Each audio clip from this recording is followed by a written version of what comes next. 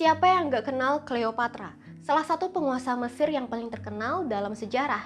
Kehidupannya diceritakan penuh dengan taktik cerdas, propaganda, politik, pengkhianatan, perang, pembunuhan, dan tentu aja bumbu cinta. Hai, namaku Mega dan selamat mendengarkan ceritaku. Cleopatra lahir pada tahun 69 sebelum Masehi. Ia lahir di kota Alexandria yang didirikan oleh Alexander the Great atau Alexander Agung. Cleopatra adalah sosok ratu yang sangat penting dalam cerita Romawi, serta salah satu perempuan paling terkenal dalam sejarah umat manusia.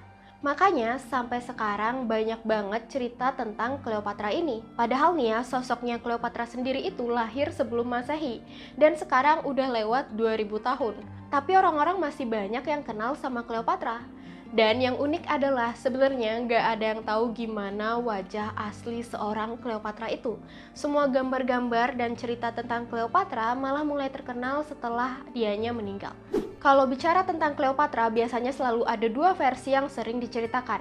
Versi yang pertama adalah Cleopatra sebagai ratu Mesir yang meluluhkan dan menghancurkan dua jenderal hebat Romawi dan membawa akhir bagi Republik. Serta versi yang kedua adalah Cleopatra yang kepemimpinannya membawa Mesir dalam kemakmuran dan kejayaan. Tahu nggak, Cleopatra yang kita tahu selama ini namanya adalah Cleopatra the Seven, Cleopatra ke-7. Jadi yang pertama sampai ke-6 itu enggak terlalu fenomenal seperti Cleopatra ke-7 ini. Cleopatra ke-7 adalah keturunan dinasti Ptolemy, sebuah dinasti dari keluarga Yunani Macedonia yang memerintah Mesir setelah penaklukannya oleh Alexander the Great. Pemimpin pertama Mesir adalah salah satu jenderalnya Alexander the Great, namanya adalah Ptolemy I. Dan keturunan Ptolemy ini terus berjalan sampai ayahnya Cleopatra yaitu Ptolemy XII atau Ptolemy ke-12. Jadi bisa dibilang Cleopatra ini bukan dari Mesir. Mereka adalah orang-orang yang berhasil menaklukkan Mesir dan memimpin di sana. Cleopatra adalah salah satu anak yang lahir dari pernikahan sedarah. Dan hal ini normal karena dinasti Ptolemy emang terkenal dengan pernikahan sedarahnya. Pernikahan sedarah ini bertujuan untuk menjaga kemurnian garis keturunan mereka, termasuk juga dilakukan oleh Cleopatra ini nantinya. Cleopatra punya dua adik cowok yang bernama Ptolemy ke-13 dan Ptolemy ke-14. Sepeninggal ayahnya Ptolemy ke-12, Cleopatra dijadikan ahli waris dan memimpin Mesir sebagai ratu. Tapi dia tidak memimpin sendirian. Pada saat itu, Cleopatra berusia 18 tahun. Dia kemudian menikah dengan adik kandung laki-lakinya sendiri yang baru berusia 10 tahun bernama Ptolemy ke-13. Cleopatra dengan adiknya atau suaminya bersama memerintah Mesir. Tapi mereka berdua ini berkuasa enggak lama karena kemudian suaminya itu yang masih bocil punya plot buat menyingkirkan Cleopatra. Tapi si Cleopatra ini tahu tentang rencana ini. Dia kemudian kabur ke Suriah. Di sana Cleopatra mengumpulkan pasukan dan kembali ke Alexandria untuk berperang melawan suaminya. Yap, mereka berdua rebutan tahta dan keduanya belum nyampe 20 tahun. Kira-kira di sini Cleopatra baru 21 tahun sementara suaminya baru 11 tahun. Dan mereka ya udah perang. Selama waktu perang saudara ini, Julius Caesar atau sang jenderal Roma telah melakukan perjalanan ke Mesir di bawah undangannya Ptolemy ke-13. Saat tiba, Ptolemy menghadiahkan Caesar ini dengan sebuah kepala manusia yang merupakan saingan dan mantan sekutunya Caesar dan emang lagi dicari-cari sama si Caesar ini. Di situ Ptolemy berharap dapat memenangkan hati sang jenderal karena udah ngebawa kepala musuhnya. Tapi yang terjadi, Caesar malah merasa jijik dan menyuruhnya untuk mencari potongan tubuh lainnya dan menguburkannya selayak mungkin. Terus ternyata nih di balik itu semua, Cleopatra diam-diam berhasil menjalin hubungan baik dengan Julius Caesar. Dengan kecerdasan dan kata-kata rayuannya, dia berhasil memenangkan dukungannya Caesar. Sekarang mereka berdua jadi punya kekuatan lebih karena udah menggabungkan Mesir sekaligus Roma. Oh ya, mereka nggak cuma menggabungkan politik tapi juga menggabungkan rasa cinta. Yap, mereka jadi pasangan kekasih. Terus muncul deh pasukan gabungan Romawi Mesir dan karena mereka berdua sama-sama kesel nih sama Ptolemy ke-13 yaitu suaminya Cleopatra, akhirnya mereka berdua menggulingkan si Ptolemy ke-13.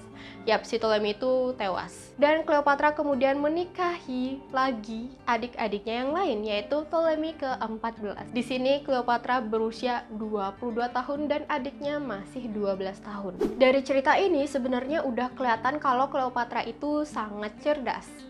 Ya, iya sih, dia itu dididik oleh orang-orang hebat. Dia juga mendapat pendidikan terbaik di perpustakaan terbaik di dunia saat itu. Cleopatra juga bisa banyak bahasa. Kira-kira dia dapat menguasai 9 bahasa termasuk bahasa Mesir. Hah, kok bisa bahasa Mesir itu hebat? Bukannya itu normal ya untuk pemimpin Mesir? Enggak, jadi meskipun keluarganya adalah pemimpin Mesir, mereka semua enggak bisa bahasa Mesir.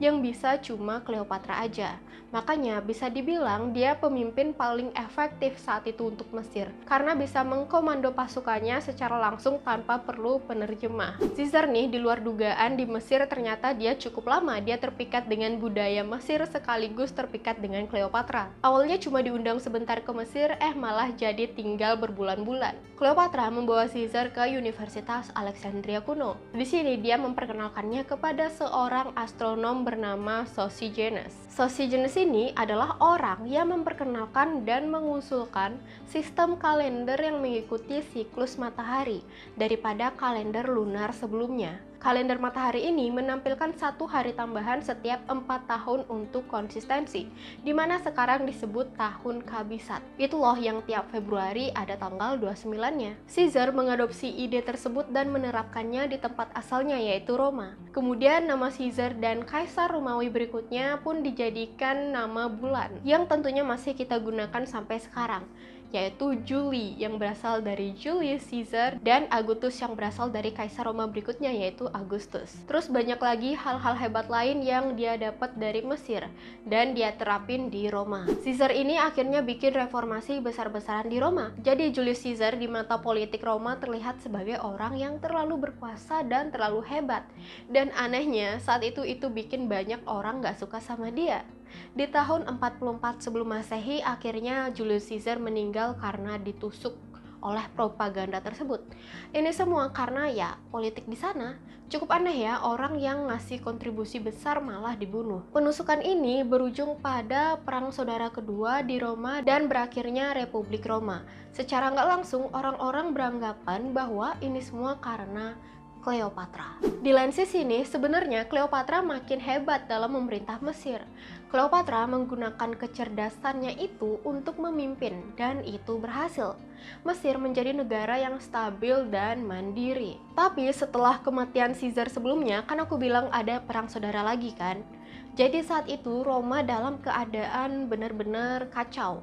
Banyak yang pengen ngambil alih kepemimpinan Roma di sana, termasuk salah satunya bernama Mark Antony. Mark Antony ini katanya adalah tangan kanannya Caesar.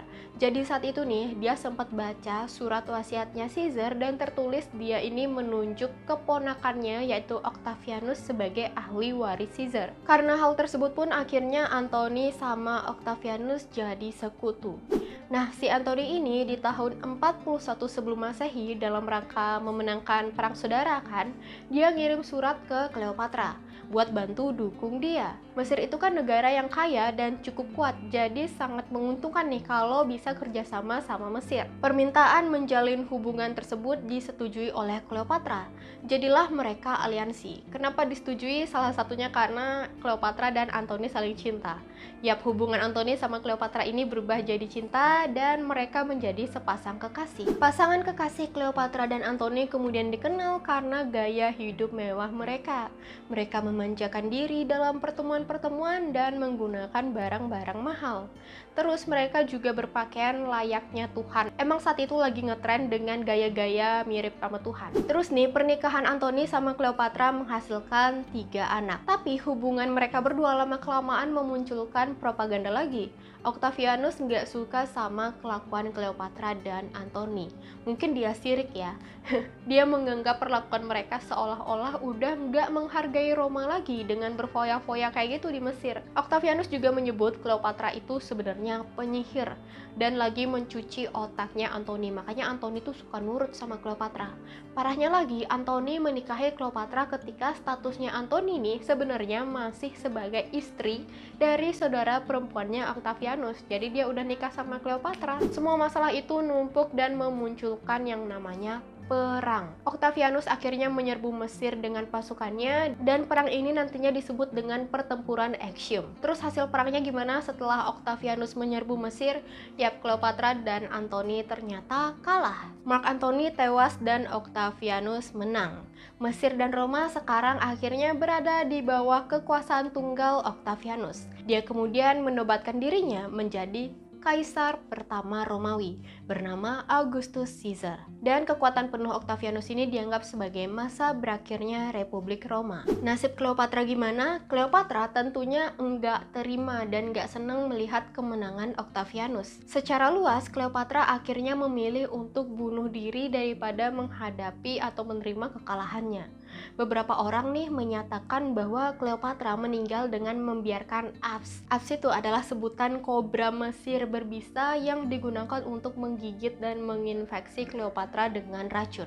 Namun ada juga sejarawan yang mengklaim bahwa dia meracuni dirinya sendiri dengan zat beracun pada jepit rambut atau benda tajam lainnya. Terus untuk semua anak-anak Cleopatra itu berujung malang.